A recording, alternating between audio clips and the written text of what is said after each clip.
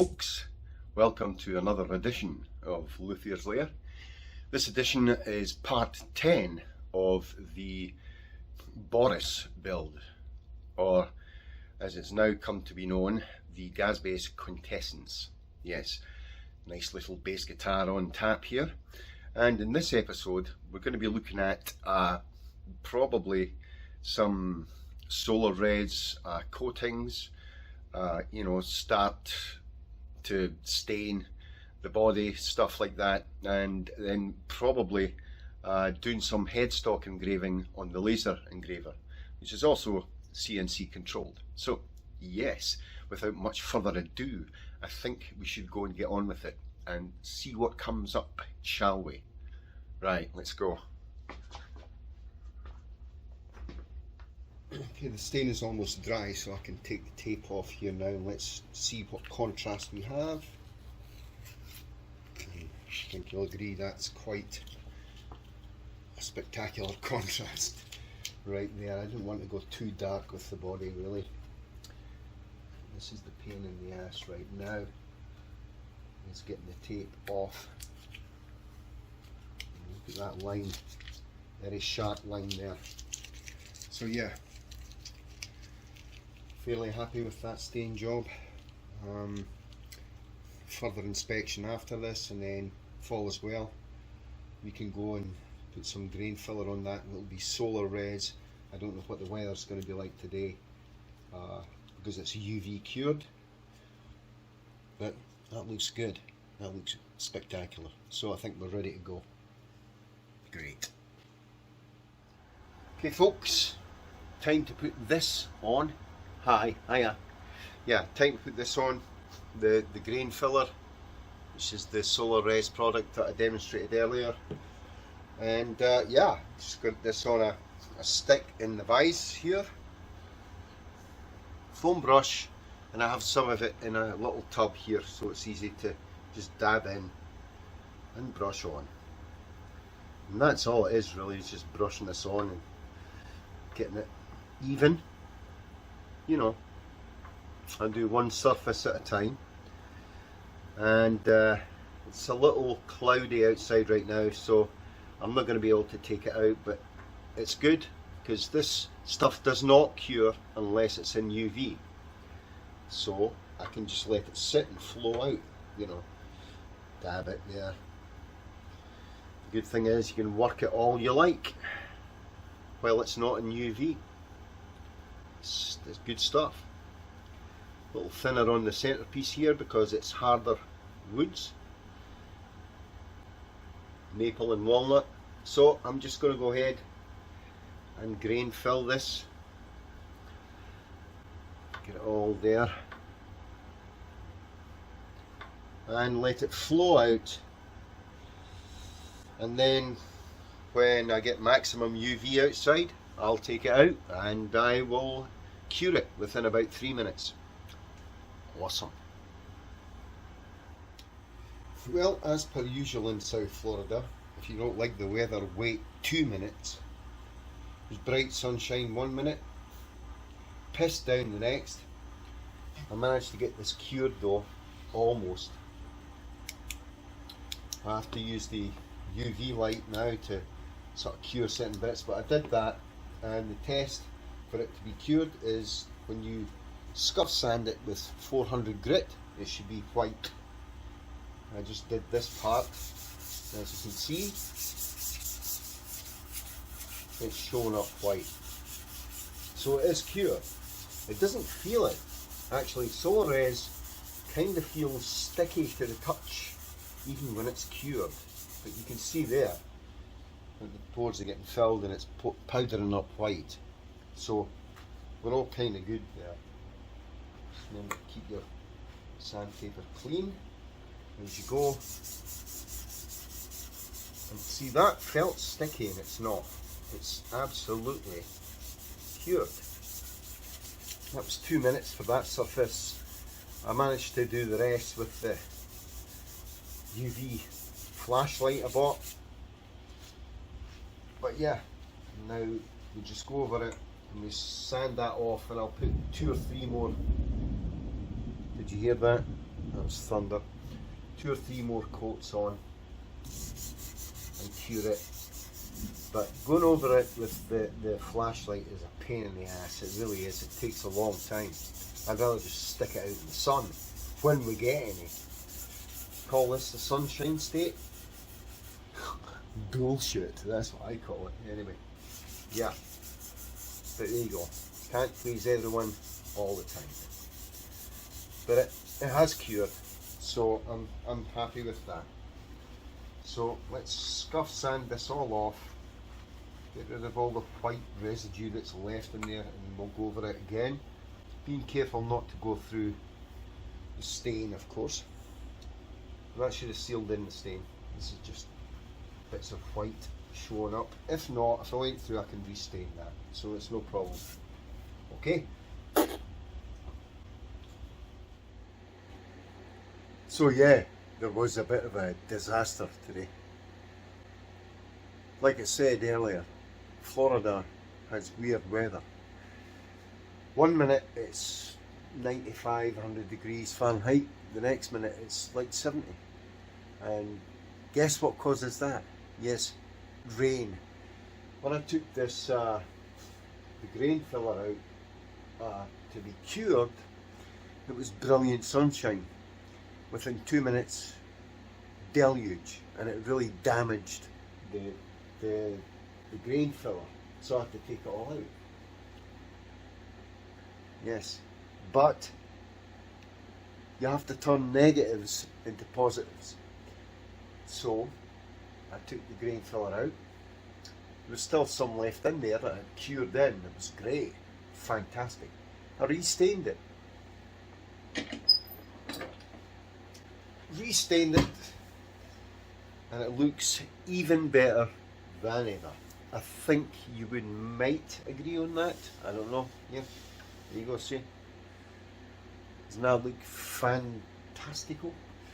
And what I've done is I sanded it all. It was all blotchy and stuff because I had to sand through the grain filler to get to the stain where the damage was.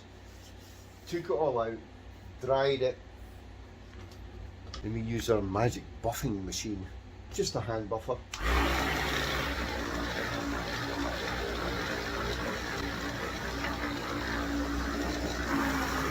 You'll actually see there are some sort of shiny bits on the walnut and the maple there, which is good grain filler right there.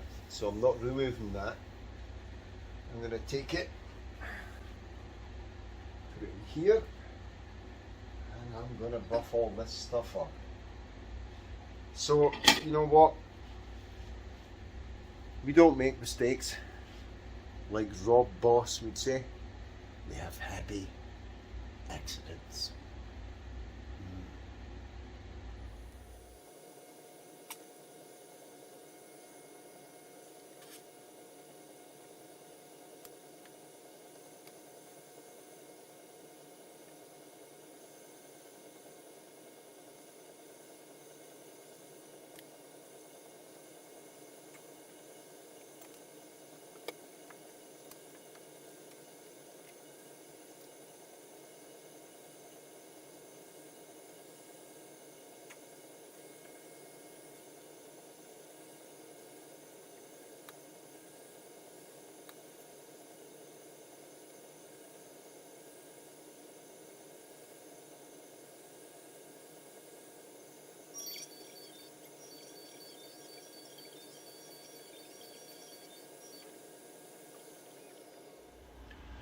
Okay, so the laser engraving of the first symbol in the headstock is done, and it's a Q for quintessence, yes, which is the official model name. The name of the model of the base is quintessence. So what you get from laser engraving sometimes is, you know, especially with a laminate, a veneer, you get, if you burn down quite a bit, which I wanted to do because I'm going to fill this with an epoxy with mother of pearl mix, you will get some sort of glue and resins that will surface to the top. So You just want to wipe that down with a dry Q-tip, cotton bud, what have you. Okay, and I do have some denatured alcohol on standby here to get rid of the soot that is generated by the burning of the laser. So I'm just going to plunge that in there and just wipe this. See that? Indeed, a lot of soot. I don't want much of this going into the wood itself. If it does get in there, we can wipe over it, take it out. So this nice meticulous piece of work. Got to be nice and careful with it, gentle, and just work all that stuff out of there. That's all you do. Keep using fresh Q-tips here. Keep that clean. Here you are, and you're too clean. And just continue until you don't get any major black marks anymore in here. See, there's still, it's better to do this actually dry first to get rid of the most of it, and then, you know, after you're happy, get the alcohol in there and clean out the rest. Just get this taken out nice and simple and easy. And little white bit there, that's the maple underneath actually. Time for the alcohol here. We're going to let this soak a bit, I think. All these deposits will come away the next time. So we'll continue with that. Then I'm going to put the brand name in here for laser engraver, just figuring out what's going on here. Then I'll do that one. I don't do 2 steps at once. You know, it just breaks things up much better, and it's easier to handle your workflow by doing it that way. It's a pencil mark there, which I can get rid of with the alcohol. Don't need an eraser or anything. It just wipes away real easy. There you go. So I'll continue with this. Back soon. So folks, I have applied 3 coats of grain filler to this, sanded it all back. Then this is actually the second coat of clear coat of Solarez. I can't believe it's not lacquer, you know. Yes, and as you can see that it's pretty flat. Everything's really flat.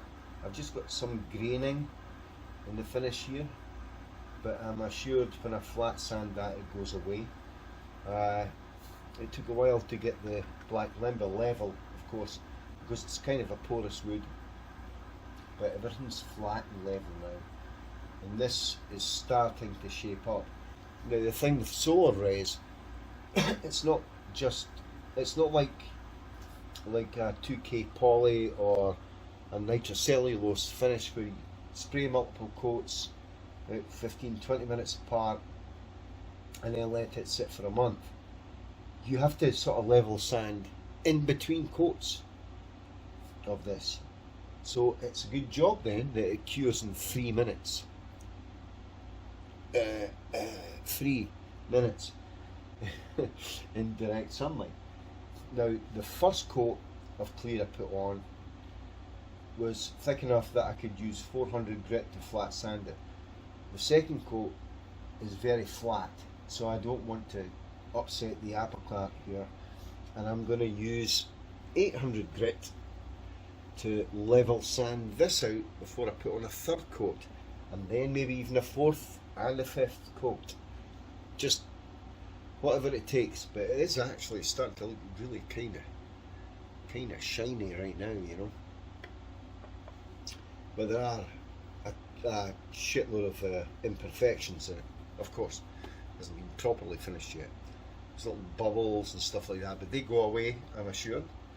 And I have noticed that they do go away as I've been going through this process. Now I've done the front, the sides and the back are not even done yet. I didn't consider that. I wanted to just the wrong side of the base to do some testing on. It was the front, I guess, but anyway, I'm going to flat sand this, put another 2 coats on and see what I come up with. Brilliant. Well folks, that's all we got time for part 10. In part 11 we'll be making more progress. Haven't reviewed the footage for part 11 yet. Don't know what to put in there. Might as well put the whole lot in there, shall I? Yes. There are some drawbacks and little delays coming up in part 11 probably to the actual finish of the base. But we'll go into details more in that episode. For now, I want to say thank you very much for watching. You know, if you're a newcomer to this channel, I hope I've earned your subscription. If you want to subscribe and haven't done so already, just hit the subscribe button and you know, give me a thumbs up, helps out, and ring that notification bell so that you will be notified the next time I upload a video. So with that being said, again, thank you very much for watching, and just remains for me to say stay safe, be good, and I'll catch you next time. Thank you again. Cheers folks. Bye bye.